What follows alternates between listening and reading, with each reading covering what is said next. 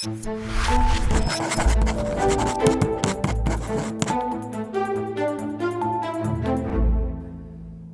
when political bribery scandals are exposed, I find myself surprised how relatively cheap the lawmaker in question is willing to sell their integrity for.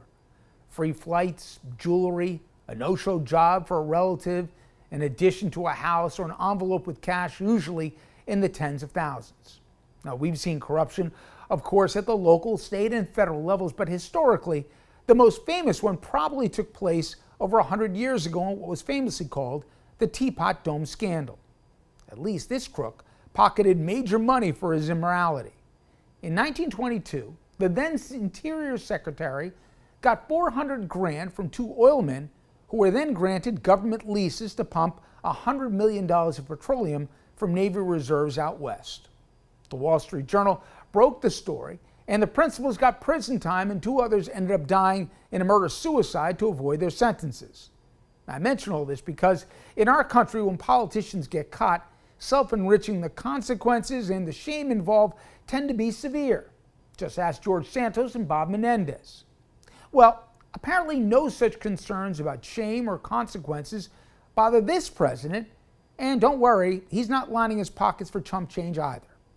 In a phenomenally reported investigative piece in the Times this week, we learned the scope of the World Liberty financial scandal. And boy, it's a doozy.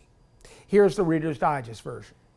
5 months ago, Zach, the 32-year-old son of billionaire Steve Witkoff, who has served as Trump's envoy to the Middle East, along with the president's son, Eric, announced at a conference in Dubai that the sheik, who controls a sovereign wealth fund, had just put in $2 billion towards the Bitcoin company that the two were the titular heads of. Oh, did I mention that the Trump family owns 60% of the crypto firm, and that the UAE investment was the single largest investment into a crypto company in history? Anyway, at around this time, Daddy Witkoff announced he divested his stake in World Liberty Financial. Last anyone checked, he still hasn't, by the way. Anyway, one might wonder why the UAE would make such an unprecedented investment. In what I'm sure is just pure coincidence, just 2 weeks after the sheik's billions switched hands, President Trump allowed the UAE to acquire a large quantity of US-produced AI computer chips, again, coincidentally to a company controlled by our same sheik. Funny how that all worked out. It should be noted that the same company had been embargoed from those chips from the previous administration because they'd been used in military exercises with the Chinese. Yes, those same Chinese, but apparently no worries for Trump even though he's in the middle of a tariff war with them.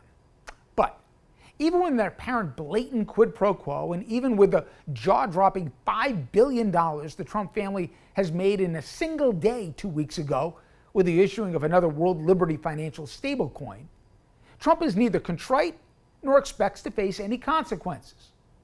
Unlike during the Teapot scandal, these revelations won't likely lead to prosecutions, resignations, or even a congressional hearing. The current Congress is led, of course, by sycophants, and unlike 100 years ago, this Supreme Court has essentially decriminalized bribery and made the presidency essentially immune from prosecution. Trump has personally more than tripled his net worth in just the past 8 months. A sitting president isn't supposed to do that. Predecessors, they put their finances in blind trust so as to not be able to direct policy that would self-enrich. Makes sense. Trump, he won't even release his tax returns. Somehow, all of this elicits a collective shrug from the public, given the volume of daily assaults on norms and the depths that our president has set the standards of decency at. But please remember this, friends. This is not normal, and this does not happen in a healthy democracy.